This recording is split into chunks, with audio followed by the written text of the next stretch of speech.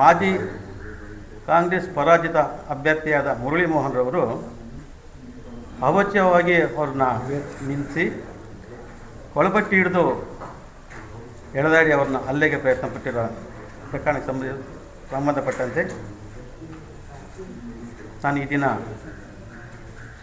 ತಮ್ಮ ಮುಂದೆ ಕೆಲವು ವಿಚಾರಗಳನ್ನ ಹೇಳ್ಕೊಳ್ಳೋಕ್ಕೆ ಇಷ್ಟಪಡ್ತೀನಿ.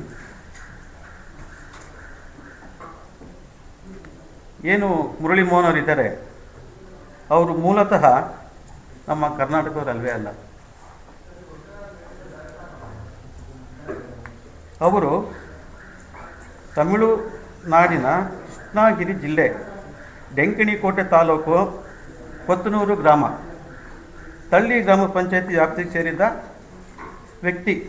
ಈತ ಯೂನಿಯನ್ ಶಾಲೆ 6ನೇ ತರಗತಿ ಎ ಸೆಕ್ಷನಲ್ಲಿ ಓದುತ್ತಿರಬೇಕಾದ್ರೆ ಇವರ ತಂದೆ ತಾಯಿಯವರು ಕರ್ನಾಟಕಕ್ಕೆ ವಲಸೆ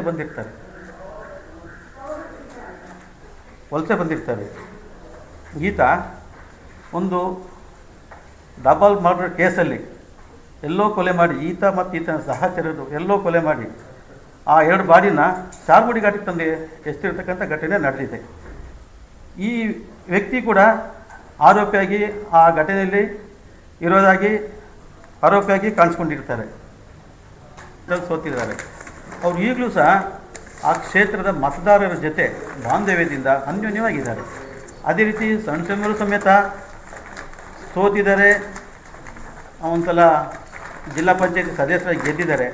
ಅವರು ಕೂಡ ಆ ಕ್ಷೇತ್ರದ ಸಾಮಾನ್ಯ ಜನರ ಹತ್ರ ಮತದಾರರ ಹತ್ರ ಅನ್ಯೋನ್ಯವಾಗಿದ್ದಾರೆ. ಆದರೆ ಈತ ಒಬ್ಬ MLA ಸ್ಪರ್ಧಿಯಾಗಿ ಒಳಪಟ್ಟಿ ಹಿಡಿತಾನೆ ಅಂತಂದರೆ ಇವನೊಬ್ಬ ಅನಾಗರಿಕ ಅಂತ ನಾನು ಹೇಳ್ತಾ ಇದ್ದೀನಿ.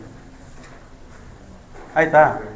ಈ ರೀತಿ ಇಂಥ ಒಬ್ಬ ವ್ಯಕ್ತಿನ ಅಕಸ್ಮಾತು MLA ಆಗಿ ಗೆದ್ದರೆ ಇನ್ನು ಯಾವ ಮಟ್ಟಿಗೆ ರೌಡಿಸಮ್ ಮಾಡ್ಬೋದು ಅನ್ನೋದೇ ದೊಡ್ಡ ಚಿಂತೆ ಆಗಿದೆ.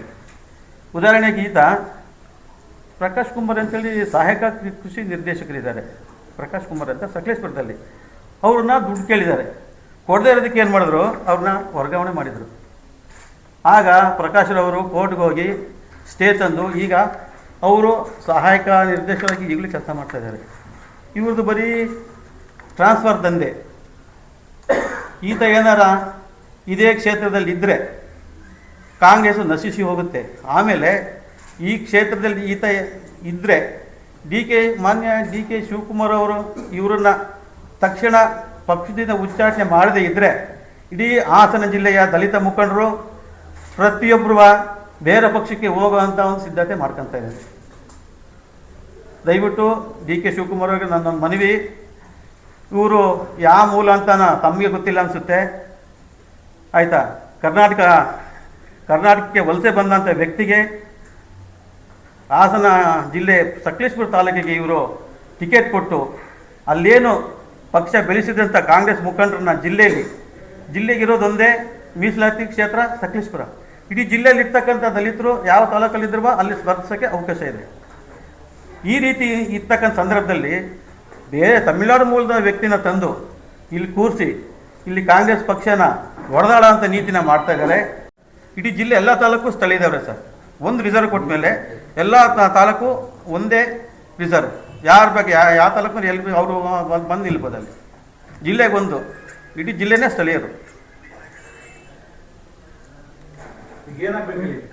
ಸೊ ಏನಿಲ್ಲ ಸರ್, ಬಟ್ ಅವ್ರನ್ನ ಡಿ ಕೆ ಶಿವಕುಮಾರ್ ಅವರು ಇಂಥ ಅನಾಗರಿಕ ವ್ಯಕ್ತಿನ ಮುಂದೆ ಟಿಕೆಟ್ ಕೂಡ ಕೊಡಲೂಬಾರ್ದು, ಪಕ್ಷದಿಂದ ಅವ್ರನ್ನ ಈ ತಕ್ಷಣ ಉಚ್ಚಾಟನೆ ಮಾಡಬೇಕಂತೇಳಿ ನಾವು ಅವ್ರನ್ನ ಮನವಿ ಮಾಡ್ಕೊತಾ ಇದ್ದೀವಿ.